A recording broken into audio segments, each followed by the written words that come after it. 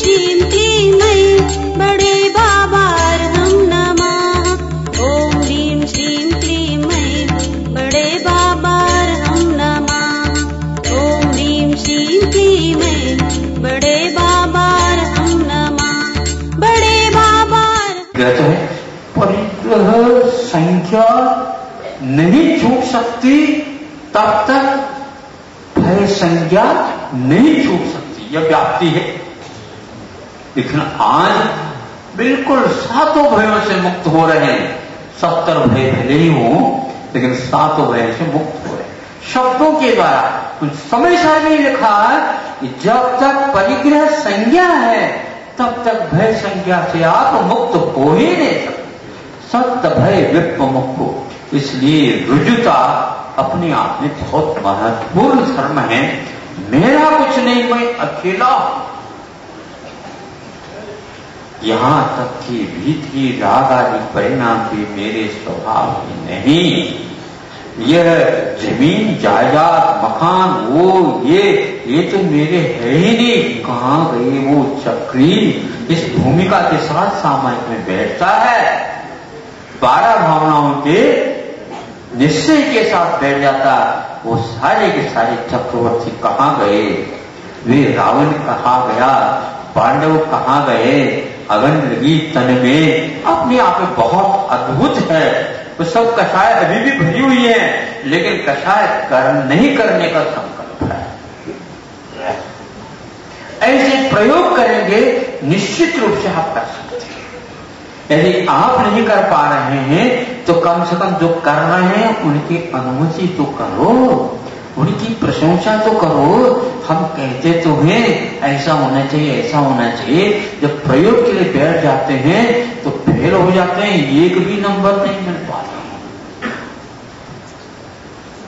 और अध्यात्म की आप बात कर रहे हैं, संभव नहीं। तो यथाजात कैसे, तो वह शिक्षावृत्त में भी श्रावक यथाजात हो जाता है। यथाजात का अर्थ यह है दिगंबर मात्र नहीं, जैसा घर में बालक नग्न अवस्था में रहता है वैसा होने का नाम यथाजात है। उसके लिए न शोर से मतलब है, न सूतक से मतलब है। जमीन जायदाद बढ़ जाए तो न मतलब है, न घट जाए तो मतलब है। कोई कमी हो जाए घर में तो भी वह मुझे भोजन चाहिए देव। अब माँ क्या करेंगे बताओ? अड़ोस पड़ोस वाले उसको ले जाते हैं और भोजन कराते। वो अड़ोस पड़ोस में भी जाकर भोजन कर लेता और खेलने लग जाता आंगन में आकर के। माँ रोते रहे, पिताजी रोते रहे, होते हैं। हम तो प्रतिदिन रोते हैं, इनका आज एक बार में रो रहा है।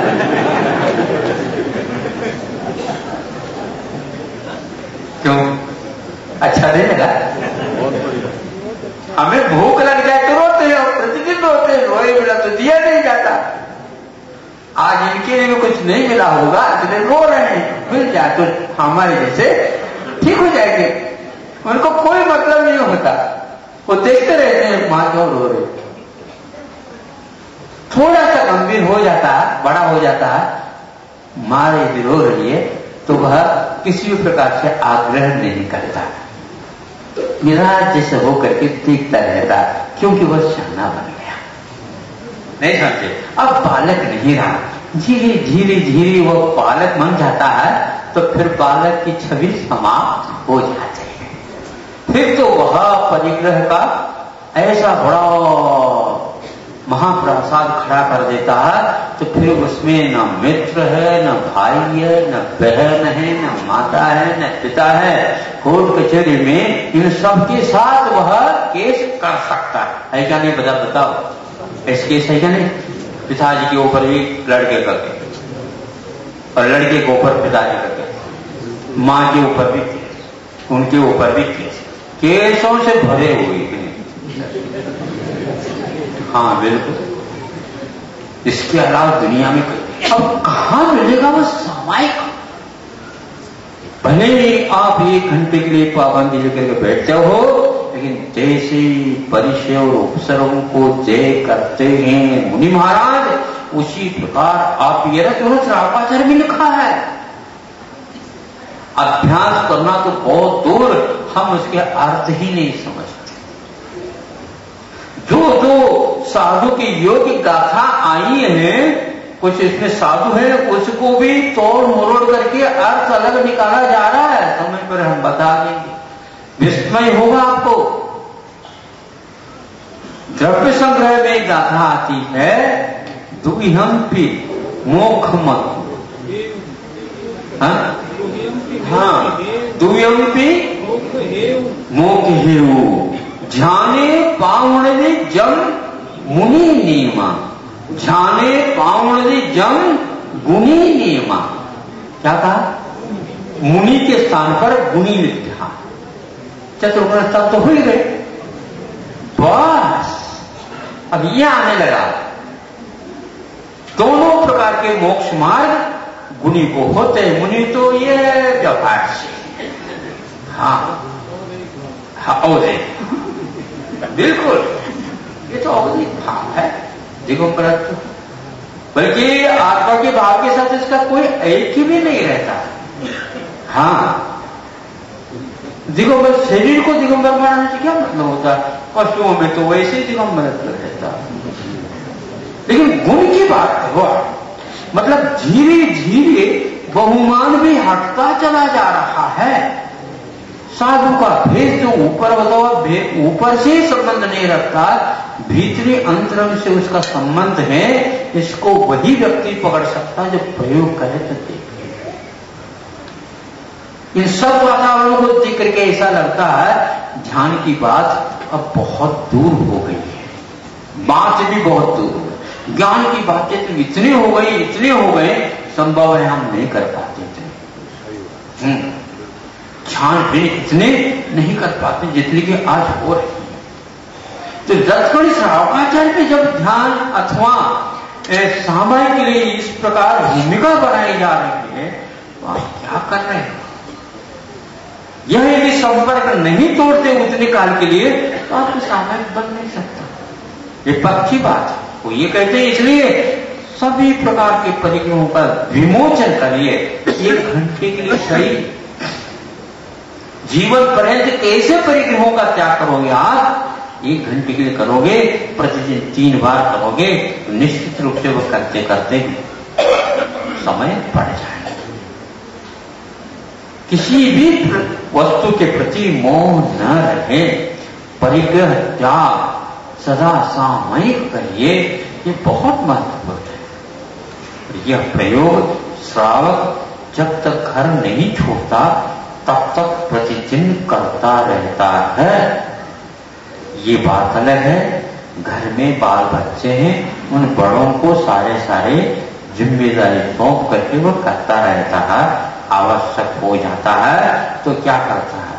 आरंभ का त्याग किया है, परिग्रह का त्याग नहीं किया। परिग्रह का त्याग कर लेता है तो अनुमति का त्याग नहीं करता।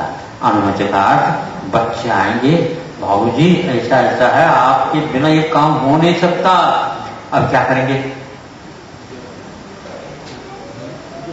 नहीं कहता हूं तो बच्चा फेल होने जा रहा है, और करता हूं तो यह कभी भी छूट नहीं सकता, क्योंकि बच्चे तो आएंगे, उनको बहुत अनुभव है और आपसे बढ़कर के उनको अनुभव हो ही नहीं सकता।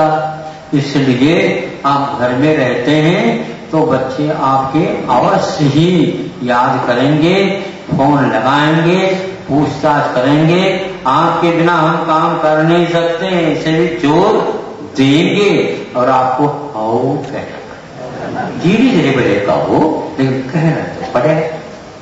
क्यों? एक आध व्यक्ति कहो तो आओ महाराज ऐसा ही होता है, नाड़ हिल भी रही हो तो भी जो है वो कहता है नहीं ये नाड़ जो हिल रही है वो कैसे हिल रही है? 2 प्रकार की नाड़ हिलती है। क्यों? एक समर्थन की नाड़ होती है, ये क्या है? बच्चे की मान्यता के अनुसार समर्थन की है, और बच्चों को ये समझाना है तुम ठीक नहीं कर रहे हो, क्या? ये 2 प्रकार की नाड़ हिलती रहती है, मेरे सामने सामने इस प्रकार कर रहे हो, मेरे जाने के बाद क्या करोगे आप? हमने पसीना बहा करके इस दुकान को खड़े कर रखी है, फ्रंट में है दुकान। ये कहते चले जाएंगे तो आपके सहारा वो कैसे छोड़ेंगे? पक्का है, पर आपको इसमें आनंद आता होगा इसलिए तो कहते है ना। सामायिक का आनंद अलग है और इसका आनंद अलग है। हाँ, नहीं समझे? बाजार में फार्म का नाम सुन करके जाते जाते भी सुन लेंगे। जाते जाते का मतलब कई बार अच्छी उक्त में कहा जाता है कि मरण हो गया और अर्थी पर बिठाया जा रहा, उस समय में थोड़े से अटक जाए मन, तो उस समय भी वह उत्तर दे करके जा रहा है।